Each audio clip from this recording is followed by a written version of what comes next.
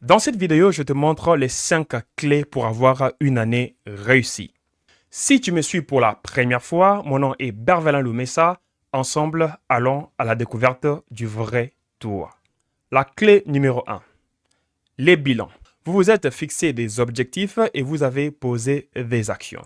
À la fin de l'année, vous devez être en mesure de dire qu'est-ce qui a marché et qu'est-ce qui n'a pas marché.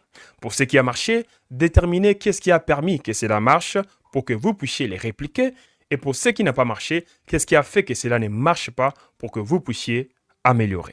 Et dans cet exercice, vous devez éviter de vous comparer aux autres. Car la réussite ne se mesure pas par rapport à ce que vous avez fait comparé à ce que d'autres ont fait. Mais la vraie définition de la réussite se mesure par rapport à ce que vous avez fait comparé à ce que vous vous êtes fixé de faire.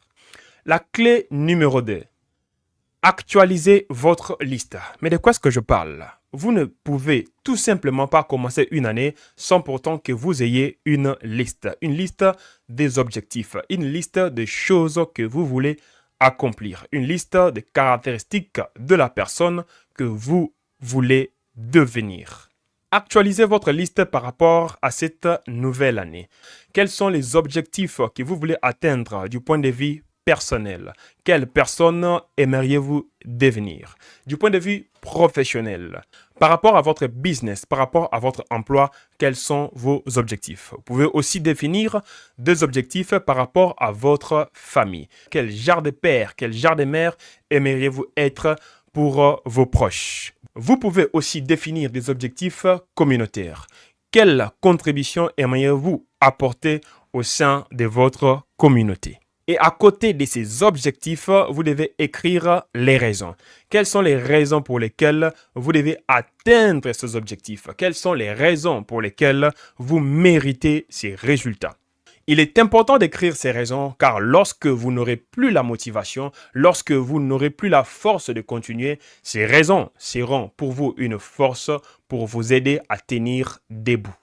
La clé numéro 3, c'est le mental ou le mindset. Vous devez être discipliné.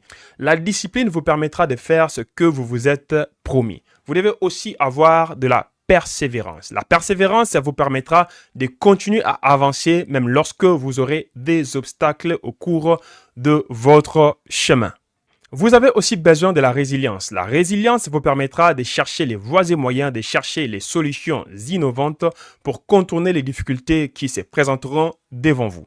Vous devez aussi avoir la foi. Vous devez être capable de croire que vous avez le droit d'obtenir